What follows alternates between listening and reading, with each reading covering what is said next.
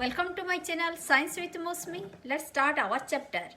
Today we are going to start NCERT textbook of science, class 10th, chapter 1st, chemical reactions and equations, part 2.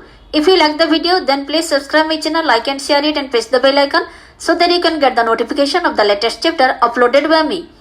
In this part, we are going to discuss about balancing chemical equations. We will do it in 7 steps. And there are types of chemical reactions. What are those? Like the combination reaction, decomposition reaction, displacement reaction, double displacement reaction, oxidation and reduction reaction. तो इनमें से today we are going to discuss about combination reaction. Combination reaction में क्या होता है?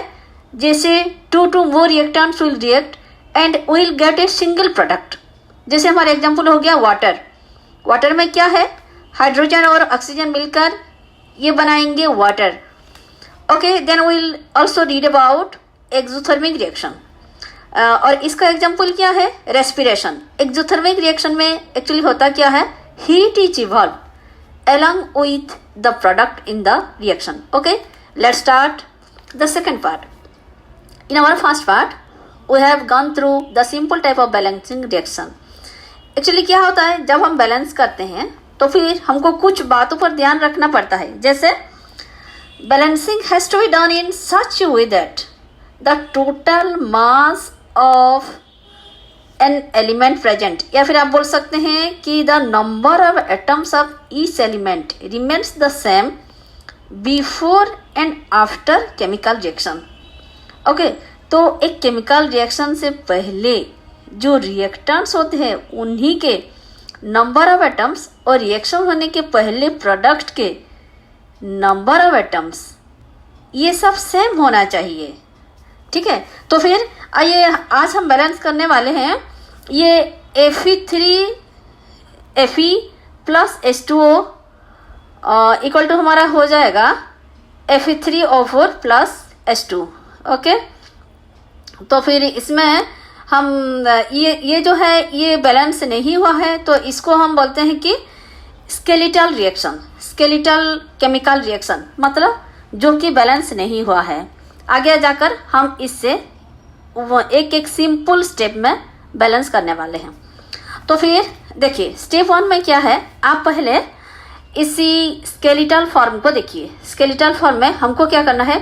To balance a chemical equation first draw boxes. हमको ऐसे box में उसको एनक्लोज करना है. यानी कि ये Fe का Fe ही रहेगा, H2O का H2O ही रहेगा. हमने ऐसे बॉक्स शुरू किया तो फिर do not change anything inside the boxes while balancing the equation.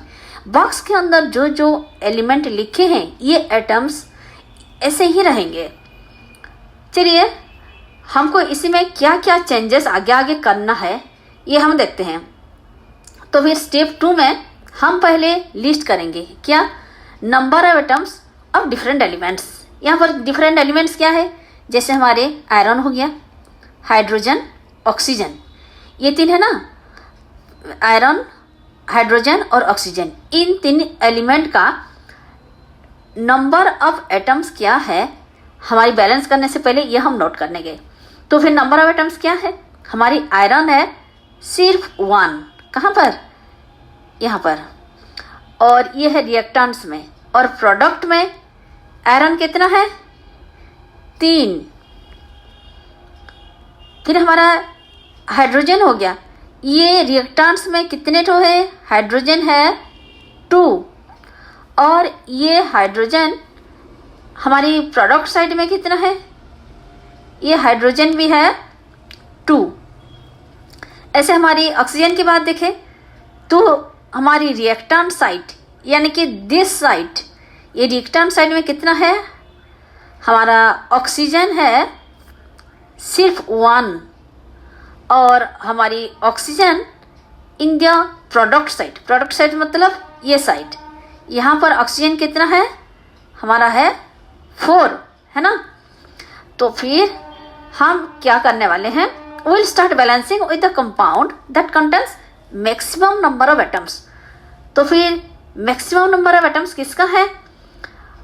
It may be reactant और ए प्रोडक्ट, यानी कि प्रोडक्ट साइड हो या फिर हमारी रिएक्टेंट साइड हो किसका नंबर्स ऑफ एटम्स सबसे ज़्यादा है in the compound, select the element which has the maximum number of atoms. और इसी हिसाब से देखा जाए तो Fe3O4 में ये जो ऑक्सीजन एटम है ना, ये नंबर 4 है, यानी कि 4 नंबर है, तो ये सबसे ज़्यादा है। और ये कहाँ पर है? There are 4 oxygen atoms on the RHS and only 1 in the LHS। तो RHS में यहाँ पर है जो है ये हमारी 4 ऑक्सीजन एटम्स है और हमारी लेफ्ट साइड में है सिर्फ 1। तो आइए देखते हैं हम क्या करेंगे। पहले ये ऑक्सीजन को बैलेंस करने के लिए लग जाएंगे, to balance the oxygen atoms. तो फिर इनिशियली ऑक्सीजन एटम हमारी रिएक्टेंट साइड में था सिर्फ 1 और हमारी प्रोडक्ट साइड में है 4। तो फिर हमको क्या करना है, ये रिएक्टेंट साइड को भी 4 ऑक्सीजन करना है। इसीलिए हम वो वाटर में हमको एक ही ऑक्सीजन मिल रहा है, हम इस वाटर को बना लेंगे 4 वाटर। तो फिर ये 4 वाटर में हमको मिलेगा 4 oxygen atoms. To equalize the number of atoms it must be remembered that we can not alter the formulae of the compounds और एलिमेंट्स। तो फिर हम इसका फॉर्मूले को नहीं चेंज कर सकते। अगर चेंज कर पाते तो क्या करते, हम H2O4 कर देते, पर ऐसा हम नहीं कर पाएंगे। इसीलिए ऑक्सीजन को 4 ऑक्सीजन बनाने के लिए हमको वाटर में 4 इंटू करना पड़ेगा। तो ये इसी हिसाब से हमारा ये रिएक्शन हो गया। जैसे Fe+4H2O हमको मिल गया Fe3O4। अब हम ऑक्सीजन को देखें तो इधर भी 4 और इधर भी 4, यानी कि राइट साइड भी 4 और लेफ्ट साइड भी 4। ये हो गया हमारा ऑक्सीजन का मामला सुलझ गया, यानी कि in both the sides the number of atoms of oxygen is same. कितना? 4 हो गया। आइए अब देखते हैं, लेट्स बैलेंस हाइड्रोजन। जब हमने इसको 4 वाटर कर दिया, अरे ऑक्सीजन तो 4 हो गया दोनों साइड, पर ये हाइड्रोजन जो है इस साइड में है हमारा 2 और ये साइड में हमारा हो गया हाइड्रोजन 8। तो फिर अब हमें ये बैलेंस करना पड़ेगा, balance hydrogen atom in the partly balanced equation. तो इसका नंबर को हम इक्वलाइज करने के लिए हमारी प्रोडक्ट में है 2 ऑक्सीजन 2 हाइड्रोजन और हमारी रिएक्टेंट साइड में है 8। तो फिर इस हिसाब से हम ये 2 को 8 कैसे बनाएं, 2 × 4, यानी कि हमको हाइड्रोजन जो है उसको 4 करना पड़ेगा। ये देखिए हमने पहले तो 4 वाटर किए थे, अब हमने कर दिए 4 हाइड्रोजन। तो फिर अब हमारे हाइड्रोजन का मामला भी सुलझ गया, ऑक्सीजन हो गया और हाइड्रोजन हो गया। अब क्या बाकी रह गया हमारे पास? अब बाकी रह गया बैलेंस करने के लिए आयरन। तो फिर ये आयरन कितना है? आयरन है हमारी रिएक्टेंट साइड में ओनली 1 और हमारी प्रोडक्ट साइड में तो हमारे है 3। तो फिर एक साइड में 1 एक साइड में 3 कैसा करें? हम जो रिएक्टेंट साइड का जो आयरन है उसमें कर देंगे × 3। तो फिर इस हिसाब से हो गया ये 3Fe यानी कि 3 iron plus 4H2O Fe3O4 4 plus 4H2। अब देखते हैं ऑक्सीजन दोनों साइड 4 और आयरन जो है in both sides will get 3 atoms and for hydrogen it is 8 atoms in both the sides. Okay, now it is balanced to some extent. Finally, check the correctness of the balance equation. We count atoms of each element on both sides of the equation. तो दोनों side same ही है। Number of atoms of elements on both sides are equal. अब this equation is balanced. इसे कहेंगे balanced equation। और ये method को बोलते हैं heat and trial method। अभी हमने जैसे एक एक करके हमारा बैलेंस करते चले, इसे कहते हैं हीट एंड ट्रायल मेथड। क्यों कहते हैं? क्योंकि we make trials to balance the equation by using smallest whole number coefficient. कितना कम से कम होल नंबर लेके हम इसे बैलेंस कर सकते हैं। फिर देखिए writing symbols of physical state. अभी तो हमने ये लिक्विड है, गैस है, क्या है, ये आयरन क्या है, लिक्विड है, गैस है या फिर एक्वा स्टेट में, कुछ नहीं पता हमें। अब हमें ये सब भी मेंशन करना है इफ इट इज नीडेड। और ये सारे फिजिकल स्टेट हम मेंशन करने वाले हैं। क्यों? क्योंकि to make a chemical equation more informative, यानी कि और भी ज़्यादा हम इंफॉर्मेशन देना चाहते हैं, तो फिर ऐसे में हम चाहे रिएक्टेंट्स हो और प्रोडक्ट्स हो उसको हम मेंशन करेंगे। क्या बोल के, ये गैसियस है कि लिक्विड है कि एक्वस है या फिर सॉलिड है, ये हमको लिखना है। गैसियस को हमने लिख दिया G, लिक्विड को हम लिखेंगे L और एक्वस को हम लिखेंगे AQ और सॉलिड को हम लिखेंगे S। ऐसे लिखने से हमको सही पता चलेगा। जैसे हमको एक्वस को AQ लिख लिया तो फिर हमारे ये जो आगे देखिए उसी हिसाब से हमको पता चलेगा कि the word aqueous is written if the reactant or product is present as a solution in water. तो फिर देखिए ये हमारी एक बैलेंस्ड इक्वेशन है 3FeS, इसमें सॉलिड बोल के बताया गया है 4H2O जो कि गैसियस स्टेट में है। तो फिर गैसियस स्टेट में जो है ये एक्चुअली H2O में जो ये G लिखा हुआ है मतलब ये स्टीम कंडीशन में है, वाटर नहीं तो लिक्विड होता है। तो फिर ये कैसे G लिखा हुआ, क्योंकि ये स्टीम कंडीशन में है। Usually physical states are not included in chemical equations unless it is necessary, जब तक ये बहुत जरूरी ना हो हम नहीं लिखते हैं जनरली। तो फिर sometimes the reaction condition such as, कभी कभी ऐसा होता है कि ये जो रिएक्शन का कंडीशन है जैसे हमारी टेम्परेचर हुआ, प्रेशर हुआ और कैटालिस्ट, ये सब भी बताया जाता है। कहाँ पर, indicated above and below the arrow in the equation. जैसे कि देखो ये एरो है, इस एरो के ऊपर बताया गया है 340 एटमॉस्फेरिक प्रेशर। तो फिर ऐसे ही हमारी जो फोटोसिंथेसिस का रिएक्शन है इसमें बताया गया है, इस एरो के ऊपर ही बताया गया है कि इसमें कंडीशंस क्या चाहिए, सनलाइट होना चाहिए in the presence of sunlight and chlorophyll. ये जो कंडीशंस होता है इसको हम लिखते हैं एरो के ऊपर। Using this steps can balance equation 1.2 given in the next style. तो फिर इस हिसाब से हम और सारी इक्वेशंस भी बैलेंस कर पाएंगे। चलिए अब आगे देखते हैं हमारी टाइप्स ऑफ केमिकल रिएक्शंस। तो टाइप्स ऑफ केमिकल रिएक्शंस में देखो we have learned in class 9th that during a chemical reaction atoms of one element do not change into those of another element।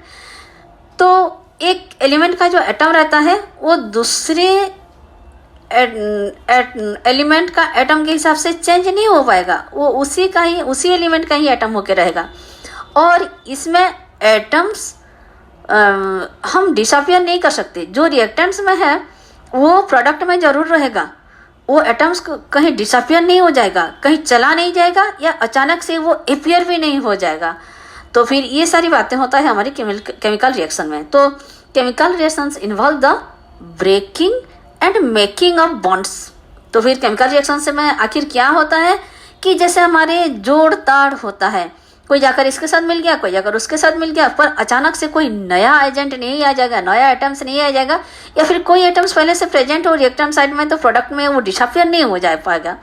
तो फिर सिर्फ इन सभी में, इस सारे एटम्स ऑफ द एलिमेंट्स में कोई किसके साथ ब्रेकिंग, किससे छूट जाता है तो किसी से उसका बॉन्डिंग हो जाता है, ये सारे होता है टू प्रोड्यूस न्यू सब्सटेंसेस। उसी हिसाब से वो न्यू सब्सटेंस प्रोड्यूस करते हैं।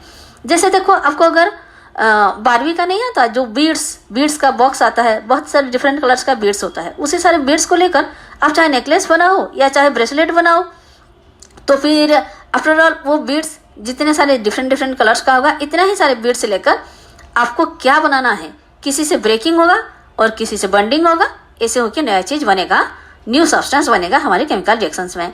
तो फिर ऐसे ही एक टाइप है कॉम्बिनेशन रिएक्शन। चलिए इसका एक एक्टिविटी करते हैं जिसमें हम लेने वाले हैं कैल्शियम ऑक्साइड जो कि क्विक लाइम लेंगे और इसमें हम वाटर ऐड करेंगे। हमने कैल्शियम ऑक्साइड लिया जिसे क्विक लाइम कहते हैं और इसमें वाटर ऐड किया। तो फिर देखेंगे कि ये टेम्परेचर में हमको कुछ चेंज लग रहा है क्या, ये तो हम आगे जाकर बताएंगे। ऑफकोर्स टेम्परेचर में कुछ चेंज हो रहा है, या तो कम हो रहा है या ज़्यादा हो रहा है, और ये टेम्परेचर चेंज होने वाला इसको एक्सोथर्मिक या एंडोथर्मिक उसी हिसाब से कहते हैं। आगे हम डिटेल में पढ़ेंगे, अभी के लिए आप इतना जानिए। तो ये हम ऑब्जर्व करने वाले हैं कि टेम्परेचर में क्या चेंज हो रहा है क्या, ये देख रहे हैं ना। तो formation of slaked lime by the reaction of calcium oxide with water, ठीक है। तो फिर सिलेक्ट लाइम फॉर्म होता है जबकि ये कैल्शियम ऑक्साइड वाटर के साथ रिएक्शन करता है। इसी बात यहाँ पर भी दिया गया है कि calcium oxide reacts vigorously with water. Calcium oxide जो है जिसे हम क्विक लाइम बोल रहे हैं वह वाटर के साथ प्रोड्यूस करता है सेलेक्ट लाइम। सेलेक्ट लाइम क्या है? हमारे प्रोडक्ट है।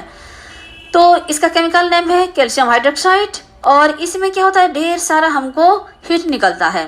तो फिर इसको हम अगर रिएक्शन में लिखें तो कैल्शियम ऑक्साइड के लिखा गया, क्विक लाइम को लिखा गया CaO प्लस H2O CaOH2 और इसमें निकलेगा बहुत सारा हीट, यानी कि इस रिएक्शन में आपको गर्माहट महसूस होगी।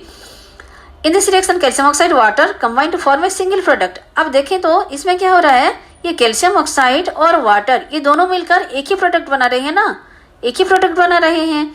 तो फिर such a reaction in which single product is formed, ऐसी रिएक्शन जिसमें एक सिंगल प्रोडक्ट प्रस्तुत होता है from 2 or more reactants is known as combination reaction, यानी कि 2-3 रिएक्टेंट मिलकर वो कंबाइन होकर एक सिंगल प्रोडक्ट बनाते हैं।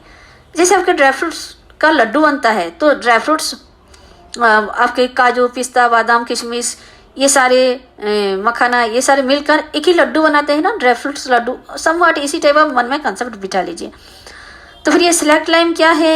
ये slaked lime is solution of slaked lime produced by the reaction. ये जो सिलेक्ट लाइम हमारे प्रस्तुत हुआ ये हमारी दिवाली के टाइम में व्हाइट वॉशिंग होता है ना, उसी के काम आता है।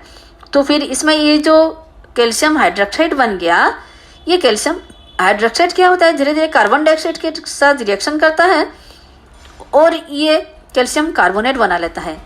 और ये कैल्शियम कार्बोनेट बहुत अच्छा लस्टर देता है, ये साइन फिनिश करता है, चमकता है 2-3 कोटिंग के बाद, क्योंकि वो हमारे कैल्शियम कार्बोनेट होता है। और ये कैल्शियम कार्बोनेट और किसी को कहा जाता है पता है? ये हमारे मार्बल है ना, marble you know very well, तो marble is also calcium carbonate. तो फिर चलिए आगे देखते हैं।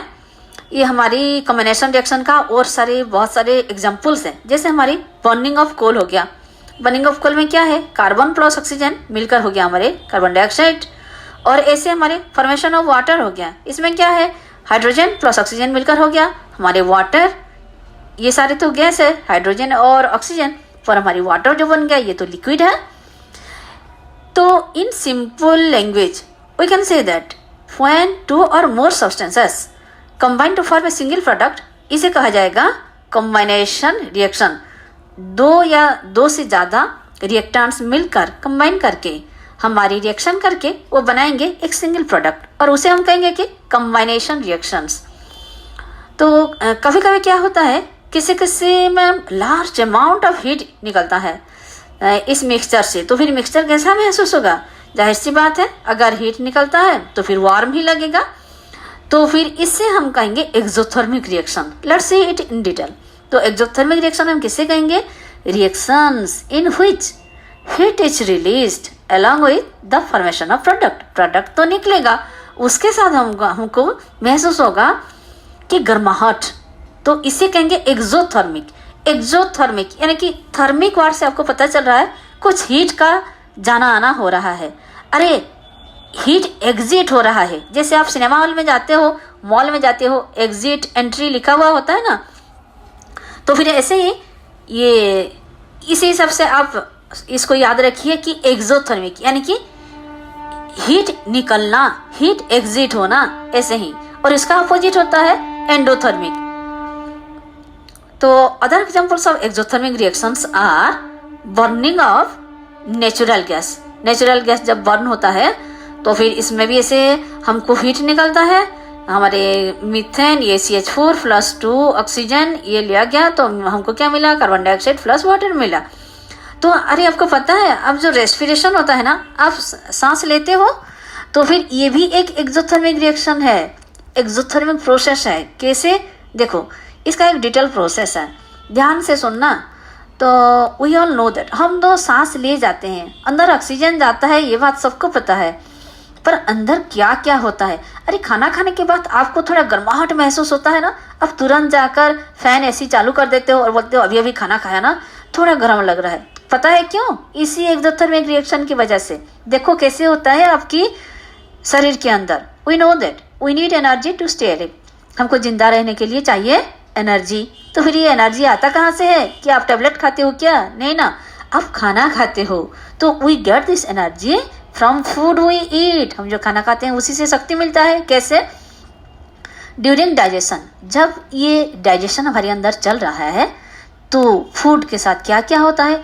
Food is broken down into simpler substances.